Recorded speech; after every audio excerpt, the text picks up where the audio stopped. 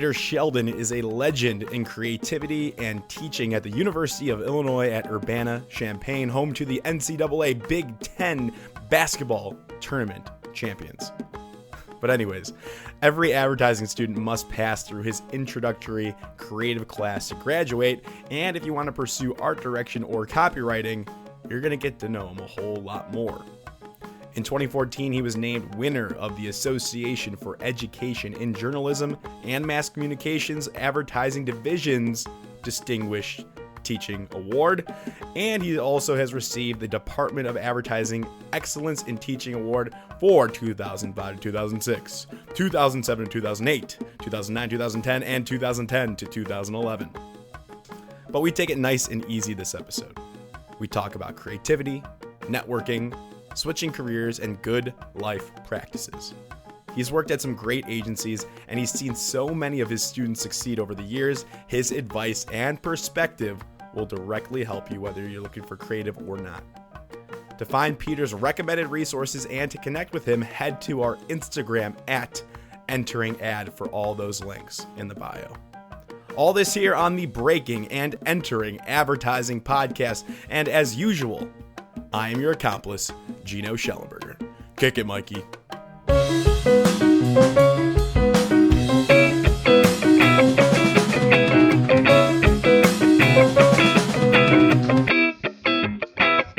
All right, Peter Sheldon, welcome to the Breaking and Entering podcast. How are you doing this day? Today is the daylight savings, right? We lost an hour? I turned my clocks forward, so we're either both screwed up together or we've done it on time and gotten away with it. Yep. So Peter Sheldon, thanks for coming on. You are a senior lecturer at the University of Illinois at Urbana-Champaign. Great school, great basketball right now. We are doing well. That is true. We got a game tipping off at 2:30 this afternoon, so we're going to wrap this one up pretty quick. Yeah. So thanks for coming on. I think I was in your class at U of I. You are kind of like the creative legend, as I was mentioning before this. It's the gatekeeper, maybe a great word, because you oversee the creative department at U of I for advertising. Is that true? Yeah, I'm for all intents and purposes. First of all, you can't get out of U of I without going through my class, the big class that everybody has to take. It's a overview of creativity in advertising class, and then the students that you've had a couple of them on your podcast on Breaking and Entering that take my small portfolio course for 2 semesters, and this year we had, because of COVID, we'd had a summer session for people that wanted to keep working on their books, and it's a great group of people. And for a small program, we've got people all over the United States working in really great agencies doing awesome work. Yeah. And I remember, because I'm not in the creative route of advertising. I'm in PR right now. But you oversee kind of like is there an application for one of your classes where you have to kind of apply into? Is it like a smaller group of super creative people? Everybody that went through the big class is eligible to apply to take the small class. When I first started teaching here, the people that got into the class of 16 were selected on the basis of where they were in the enroll-in class line. Mm-hmm. So you were given a spot, and if you were at the top of the list, you'd get in. I felt like that was patently unfair. I wanted students that were committed to the class, not taking it out of convenience. So I put in a competitive project where you'd compete for one of 16 seats, anywhere from 16 people to we've had as many as 45 or 50 turn in the projects. It's not making ads. It's answering a question creatively with visuals or with words. And then it's the job of me and somebody else that I bring in to help judge to decide who shows the creativity we think we can turn into an advertising voice. Wow. So how many people? 16? The 16 is the tops of the class. Usually it's somewhere between 13 and 16. But it's great because it meets twice a week, 2 hours a week, and you get to work with great people day in, day out, talented people, and you get to see them understand the process, which is a process in and of itself. You can see them actually getting better. We hold up work from the beginning of the semester and we look at the end of the semester, and it is incredibly fulfilling to see. I bet. I bet. I think. Well, I do know that your students, uh, they form like real friendships and real connections there because they're working hard. They're, inside and outside of the classroom. It seems like you foster a great group of people, and it seems like they make great work and they do really well. You did a shout out to who was what was his name at High Dive on Tim LinkedIn? Flemke, Tim Tim, Flemke. Yep, yep, we've had Tim Flemke. he's He's doing some great. amazing work on rebranding the General right now. So keep an eye out for that. Yes, with Shaq, I saw a little. Yep. Yep. Yeah, he's in his first 6 months of working, and he has things running nationally. He's taken full advantage. He was one of the people that after about a month, I knew what I had to do, and that was to keep the hell out of his way. He had so much talent Mm. and so much drive. I was like, just don't mess him up. Don't mess him up. And Don't get in the way a little bit. yeah, yep. Well, good for you to, respect the students, and it seems like you've got a good amount of experience because you've been at the University of Illinois for what, 19 years? Oh boy, actually, I'm a failed doctoral student. Got into the doctoral program and turned out to be the worst doctoral student ever. I hated researching. I made a living writing 3 sentences in a day, and all of a sudden they wanted me to turn out articles that were 30 Mhm. pages overnight, and I couldn't do it. I didn't enjoy it. But they also were letting me teach classes. And one day we had a sit down meeting, and I thought I was going to get told to leave the doctoral program, and I'd have to find a different path in life because I really wanted to teach. That's why I came here. Yeah. And the department head said, Peter, you're the worst doctoral student ever. I'm like, I know. And you're going to fire me. She goes, well, no, not exactly. We've looked at the teaching evaluations. We've looked at your placement, and we have placement levels in creatives like we've never had before. Would you like to join the faculty as a lecturer? And you wouldn't have to Wow. get your doctorate. And I'm like, I can do that? And Yes. I jumped on board, and it was like winning the lottery. That's got it. Oh, that's amazing. That's actually something that I want to do eventually. I want to help students. This is what I do with the podcast for. I want to help students break into the industry. So I think I might dabble into the career services. Maybe I think the dream would be to uh like work for a department like a university or even a portfolio school and just help out Uh, people to get jobs. and it's amazing how much students respect professional background like your own. I teach from my career, and then I keep up to date by hanging with alums and seeing what they're working Yeah. on. Right, because you have great experience too. So go for background, let's tell the audience, where you worked and what like your path because we do as a fellow student of yours, uh we do respect the agency experience. I think it's super important because you've done it and you're an expert in it. So tell us about where you worked and what you've done and some of your major accomplishments. Well, it's kind of a curvy, long story, but I'll try to Mhm. shorten it up. I did my undergraduate at Michigan State and graduated wanting to be a copywriter, and I was only short one thing. I Mm. didn't have a portfolio, and you Mhm. needed a portfolio to get a job as a creative. Right. They only had one creative course. So I took some time off and learned about the University of Texas master's program, where they did teach creative. And I tarred roofs, I sold antique furniture, I sharpened knives, I babysat, I did lawns. Did I say tarred roofs? Anyhow, I did every job I could and made enough money to get my master's at Texas, Right. and took the money and went to Europe for 3 months instead. Great decision. Came back, did Wow. it all again, went to Texas and got a portfolio. Started out as the lowliest copywriter in the city of Chicago, working mainly on business to business, a little bit of Mhm. financial. My big claim to fame across my entire career was working on a team for World Hand Dryers. And World Hand Dryers had a problem they wanted us to solve. And that was vandalism. People would Yeah. take the press button thing and scratch it out. So eventually the instructions would always read, uh, press butt, rub hands under arm, etc. Everybody's seen it done. And so we were asked to come up with non-destructible instructions. And so I was part of the team that came up with, let's not put any words on it. We'll Right. use hands underneath the warm air and it'll show. And that's where Wow.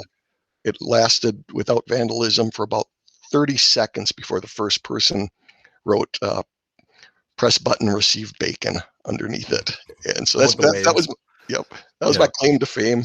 I worked my way up in Chicago as a copywriter, senior copywriter on some consumer goods, worked on job cigarette papers, um, Hmm. got promoted to associate creative director.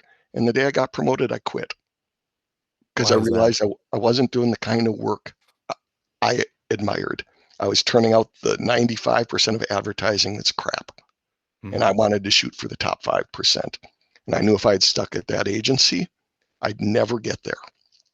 So I found a headhunter. 2 weeks later, I wound up in Richmond, Virginia, and Yep. went to an agency that got bought and sold 3 times in 5 Hmm. years and wound up being interim creative director for a while. Uh, did work I'm incredibly proud of. Uh, Work that was recognized by the industry, work that I didn't cringe every time I saw Hmm. it.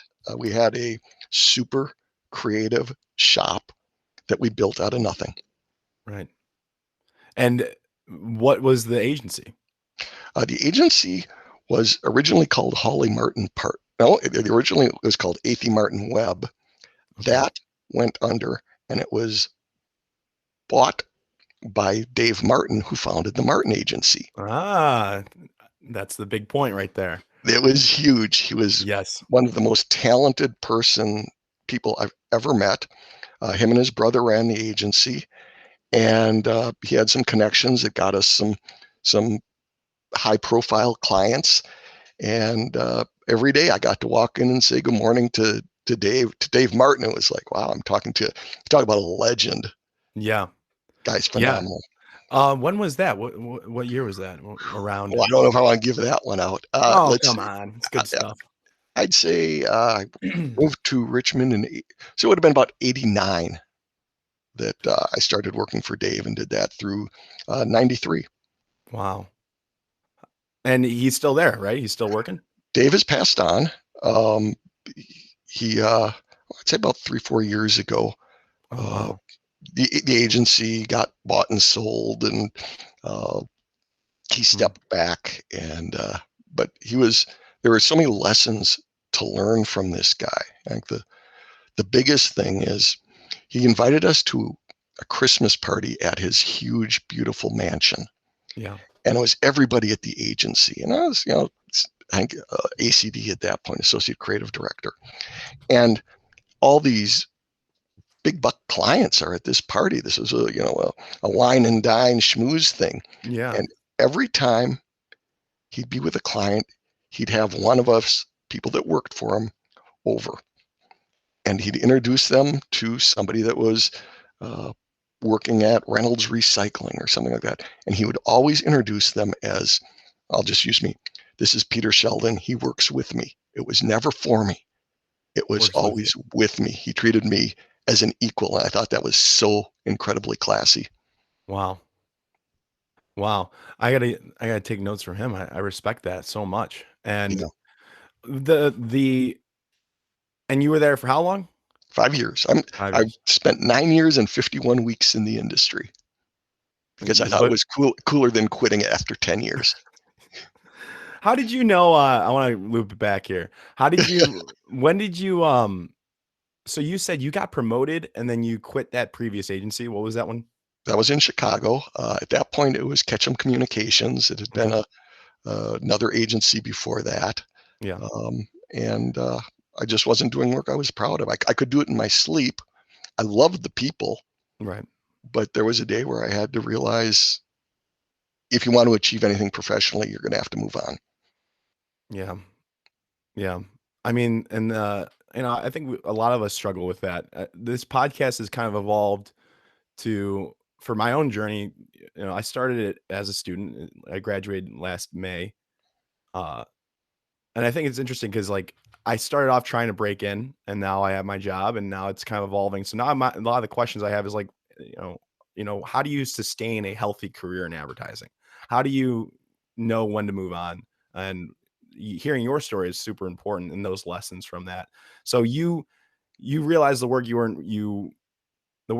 doing wasn't up to standard, and so you decide to move on. I mean, that's a huge thing for us as recent grads, when to move on. We kind of feel stuck, and our first job can be overwhelming.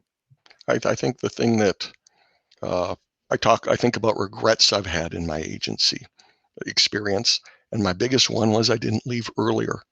It was Really? comfortable, but after 2 years, I'd stopped learning. I'd stopped getting better. I was good at compared to as judged by the standards of the agency. Hmm. I was getting work turned out all the time, but um, I wasn't getting better, and I knew there was more. Hmm. So you regretted not leaving earlier. Yes, Hmm. I respect that. Interesting. it's hard to So leave. It's it hard is to leave. hard. And I think the other thing is, I think people have like this, what is it? Like a year? Like you have to be there a year or two, like maybe 3 years. Like that's kind of like the bias or the original thought that I've had. I used to believe that too, Yeah. but the way the industry is going, uh, you never should form loyalty to a company. Form loyalty to people, Yes. because as Yes. soon as you're not profitable to have around, they're not going to go, well, you're going to be here 3 years, so I'll keep you. As soon Mhm. as you're not seen as an asset on a spreadsheet, uh, you're very vulnerable. And they would not keep you around for 3 years. That's not the promise they're making you. It should be a Mhm. two-way street. I don't think you have to Right. make that to an employer. Take care of yourself first. Yeah. Yeah. I remember you were talking about in class, you mentioned wasn't maybe it was there was like layoffs, right? At one of your past companies, and you kept like they kept keeping you around, and there was more layoffs, and you thought you kind of were biting like you were at risk of losing your job, right? Is that correct? That is 100% correct. When I moved to Richmond, I showed up to work on a Monday, Hmm. and it was a agency with, I'm going to guess, 75 people at it, kind of smallish to medium for me. Um, and on Wednesday, I went to go on a tour and meet one of their clients, their second biggest client. And I came back from the visit, and it had been from a lively, spirited agency. Nobody would look at anybody. Everybody's heads were down, Right. and it was silent. And while I was on the visit with the client, they lost their biggest client. Hmm. On Friday, they lost their third biggest client. Wow. And in a period of time, on the next Monday, the 75-person agency became a 17-person agency. Wow. And the only reason they kept me was because they didn't want their second biggest client to know how bad things were. And if they had brought me in and fired me right after they met me, that would have been a tell. Yes. Yes. Wow. And what were you thinking this whole time? Um, well, I had my, at that point, fiance, now ex-wife. I had moved down there from a good job at J. Walter Thompson, and we Hmm. picked up our lives. And all I could think on that Wednesday is, my God, they're going to fire me. They're going to fire me. And I said, you know who I don't want to be? I don't want to be my fiance, because when I walk in the door, she's going to say, how was your day? Hmm. And I have a choice between lying and just totally breaking down. Yep. So yeah, it was a uh, long several days. Yes. Yes. And I I mean, these are great lessons. Like, so you persevered, and things went well. Like, you continued success after that. It was shortly thereafter is when Dave Martin came on board and turned Right. things around. Um, I think it's important when there's a situation like that, and just about anybody that's one of your listeners is going to go through a day like that if they get into the industry.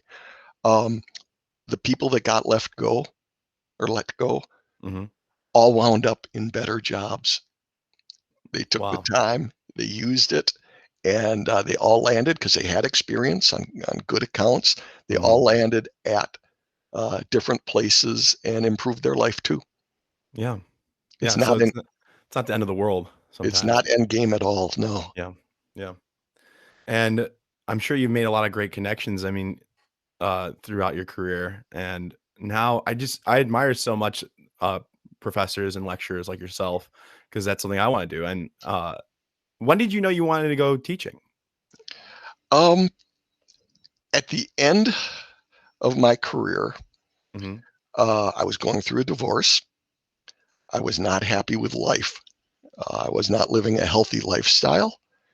And the agency got sold to a group that would buy very creative shops and then take all their clients to their headquarters and just treat it as a service agency. Yeah. I was promised a promotion that didn't come through. I was really unhappy. Hmm. And one night at 3 in the morning, rather than watching infomercials, which is pretty much what all I did, I made a list. And the list was what brings you joy. And I kind of forgot I had written it because I maybe had a beverage or two along Sure. the sad road. Yep. And I woke up in the morning, I looked at it, and the first point on the list was what brings me joy. One, working with young creatives. I Young love was that. underlined 3 times because they weren't jaded. They had great ideas, and all they needed was someone to look at them and go, here's the part of the idea that's magic. And that was really fun for me. Then I started doing portfolio reviews. I'd go to University of Texas, Hmm. and I found myself building real connections just talking to students about their work. Yeah. Virginia Commonwealth University started what eventually became the Brand Center, and they asked me to, Phenomenal stuff. pardon? Phenomenal Oh, VCU. Yeah. yeah. And at that point, it was going to be the Ad Center. It was the first class they ever taught. I taught the first 3 sessions on strategy and creative. I loved Wow. that. I started going to seventh grade schools and Seventh grade. doing seventh grade Okay. middle schools Yeah. in disadvantaged neighborhoods because their principal called me and said, the only our students see their future either as in music, in Hmm. athletics, or dealing drugs, and we've got to show them there are other outcomes. Yeah. So would you come and teach them about advertising? Oh, Hell yeah, I'll be there. What time you want me absolutely. there? So I grabbed an account executive and we showed up for 6 weeks and put them through projects. It was really gratifying. So uh, the question becomes, so if this brings me joy, how can I do it full time? Right. And the path I saw was get your doctorate and teach at a university level. Well, Right. half of that worked out. The doctorate part, not so Not much. so much, not so much. No. Yeah. Yeah. That's awesome. And Armando told me to do that. Yeah, Yeah. So I wrote, I've done a list like that, and helping students was also, or my peers, or really talking to people and learning about other people, like, is one of my, would be on my list. it's so gratifying. It is such a good feeling to, I've been doing this now at the university for 25 years. I don't know. I don't want to do the math. Yeah. And my legacy, what I'm leaving behind, is my students in the industry. Right. And I get to experience it and relive it every time I go to an alumni event and get Yes. to see people like you out succeeding and making a living. And uh, it's uh, it's incredible. How do I do that? I want to do this. I would say, let's see, first thing is decide what level you'd like to do it at. There are tons of community colleges that would take a class or would offer a class in Mhm. advertising. Right. At that point, most community colleges would require a bachelor's. Okay, you got that. If you want to play a little bit higher on the food chain, Mhm. then my master's got me hired. They wouldn't have hired me if I hadn't gotten my master's from Right. Texas. professional experience counts for an awful lot if you want to work at a portfolio school. Yeah. Just dive in, volunteer. How can I help you? Right. Make the Right. connect. It's a different kind of networking, but it's still networking. Yeah. Yeah.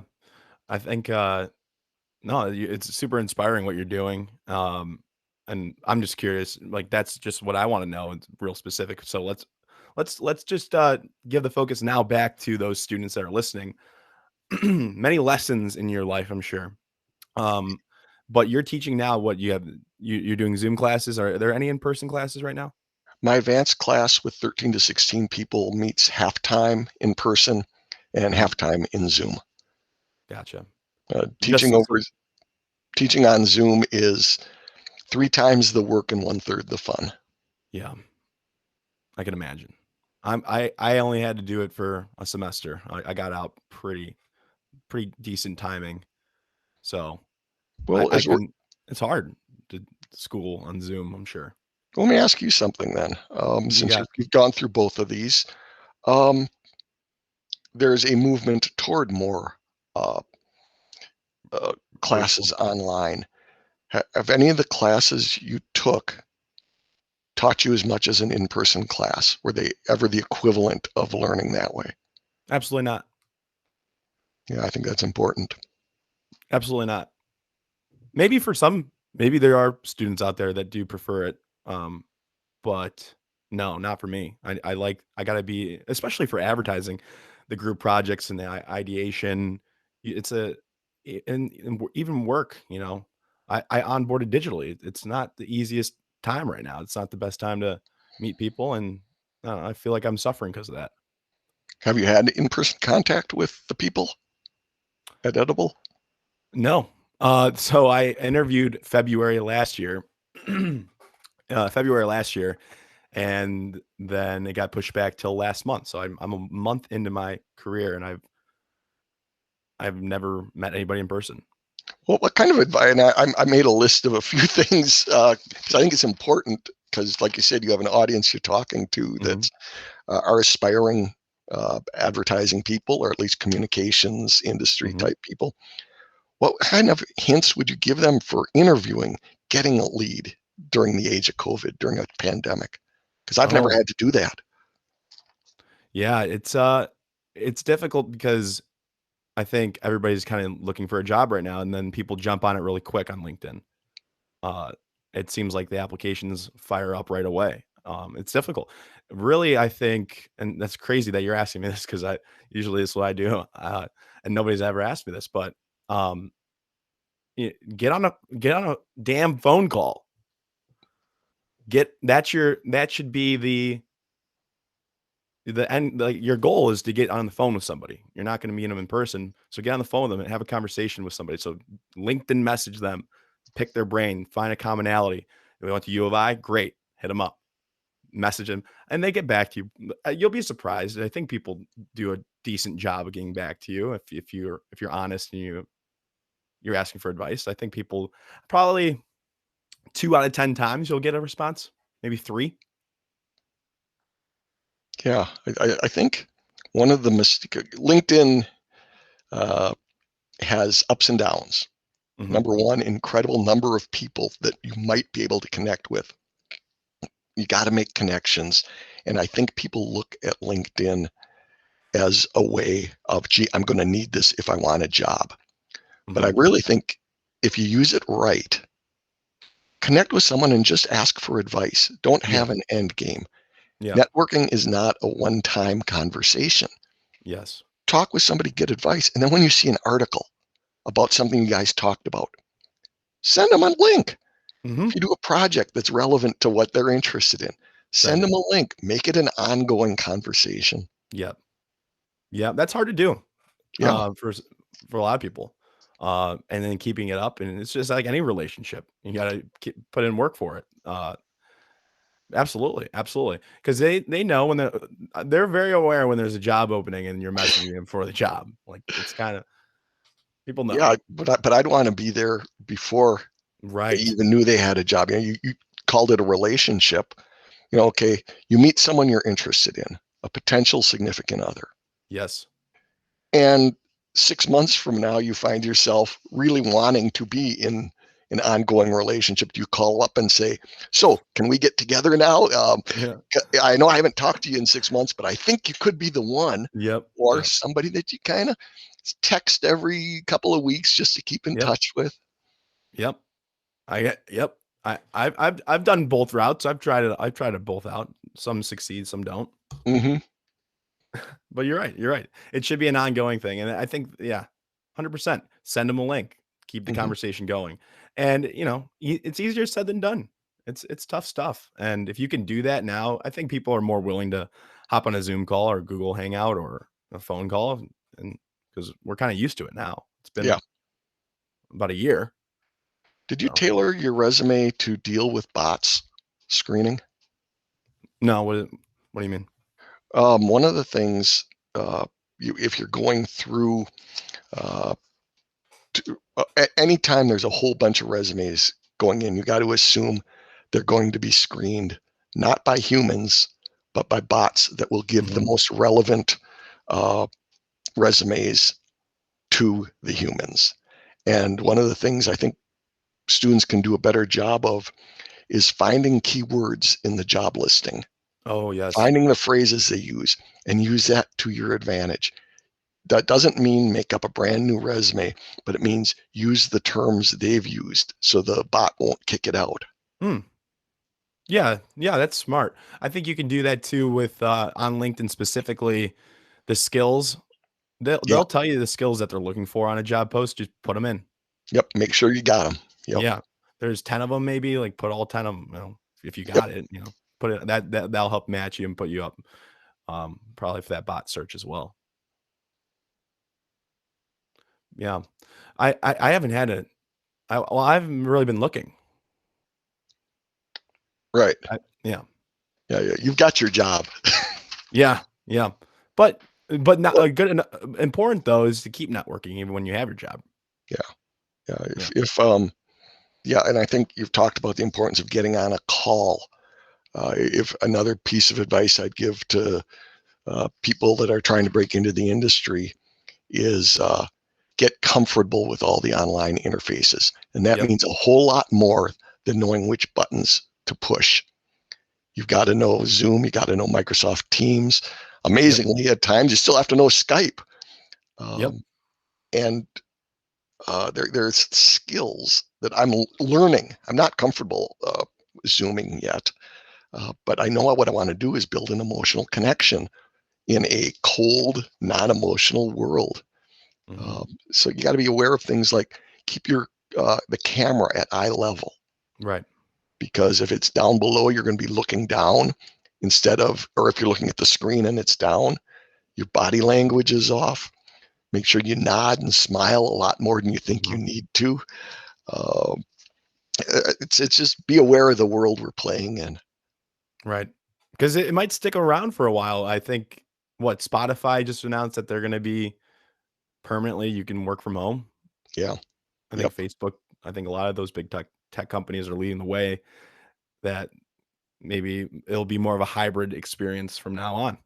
I suspect they will do it under the guise of, or partly under the guise of, we want to be good for our employees. Mhm. Never forget that that means they don't have to have as much office space, and office space is expensive. Very. Yep. If they only have people coming in 1 out of 5 days, they can cut their office needs by 80%. Yep. Yep. And you believe it'll diminish creativity? Um, I have seen the people I've talked to, how to, I'm not sure I'm the right one to address it. My gut is there's nothing quite like sitting in a room together, getting on a Right. roll and going to lunch, and all of a sudden it pops into your head. I like face to face, but I'm old. Yeah. No, I think that checks out. I believe that 100%. The But it also, I think for the creative students, if being more of account strategy sided, uh, I could not imagine having to network and with a portfolio right now. That'd be super difficult, I would imagine.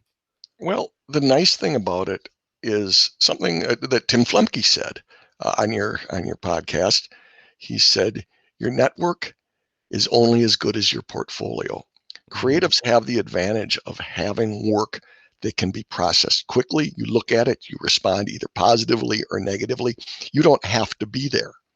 Whereas in the more people-oriented parts of the business, I can see that hurting a lot, where it's really hard to show an insight you came up with in the background that's more of a long procedure. I think that can get lost. But putting 20 ads online, you don't need to be there. If your work's good, someone's going to find you. You could send the link around. Yep. Yeah, that's a good point. So any other like big piece of advice, like, you've seen from students in your class, or just experience that you want to give out to the world?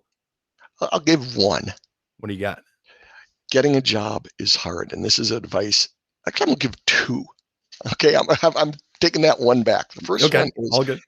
Getting a job is hard. It's going to take a while. Know that. And it's okay every once in a while, if you've had a really bad week hunting, it's okay to go climb under the covers with a quart of Rocky Road ice cream and not come out for the next day, till the next day. As long as you come out the next day, take a break, be good to yourself. The other thing, and it was just, again, advice from a student. He said, I knew my portfolio wasn't where it needed to be. And this is applicable to any kind of portfolio, not necessarily creative. Sure. He said, so I went and I took a job that I hated. I hated it. I don't think I'll get in trouble. He worked at a Best Buy and did not enjoy it. And he said, there is nothing like working in a job you hate that makes you want to get home and, instead of watch TV, figure out a way to get out of there, to work on your portfolio, to add. He says, if you go to a place where you like the people and it's fun, but the work's not incredibly satisfying, you're going to be stuck there. And then I like that. And then you try to dig your way out, and it puts kind of like some fuel to you. Yep. I love that. It's too easy to get comfortable. It's very easy to get comfortable. Path of least resistance. It's a nice path, but it's not the best path. Nope. Eventually you become stagnant. Yeah. Well, I appreciate it. What do you follow to stay creative? Like, what are some of those resources that you stay up to date with? CA Magazine, Communication Arts Magazine, Lurzer's International Archive. The one show I read those like novels. I find that most books that are out there are hopelessly behind because it takes 2 years to get. Pardon? Except for? No. Well, Whipple will always. Hey, Whipple, squeeze this is always going to be there. Love Marks is a great book to understand people's emotional connections to products. I get every online AAF newsletter, and I just scan, and every morning I find half a dozen things that interest me. If you get the list of the stories and you're not interested, you're not going to like the business. Right. That's a good point. Awesome. Well, Peter, I think this is it. I think this was great advice, and your story and just the lessons that you've had. I have a wide range of guests on here. So the younger, older, wherever you're at, I appreciate the lessons that you've shared. Well, I appreciate you having me on, and good luck to all your listeners. Yeah. All right. Well, have a great day, and we'll keep in touch. And if anybody wants to reach out, that's okay. You prefer LinkedIn? What's your method? Probably not LinkedIn. Send me an email at Sheldon at illinois.edu. Yeah. And then go to, transfer to U of I, take your class. That's right. You'll be guaranteed a job. Is that legal? We're counting it. We'll stamp it. Well, guaranteed a job. You have to hit legal, right? Let's edit that out. All good. Awesome. All right. Thanks, Peter, for coming on. We'll have everybody keep in touch, and this has been great. My pleasure, Gino. Yep.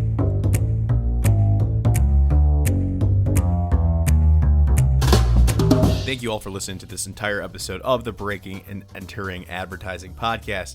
I hope you enjoyed this week's guest. Make sure you go and connect with them on LinkedIn. Tell them that Breaking and Entering sent you. Now, thank you to Mikey Malarkey, our audio technician, and Buchan Zhang, our creative director, as well as the student team from the Midnight Oil Agency at the University of Illinois. Can't do it without you all. Thank you very much. We will see you all next week with another amazing guest.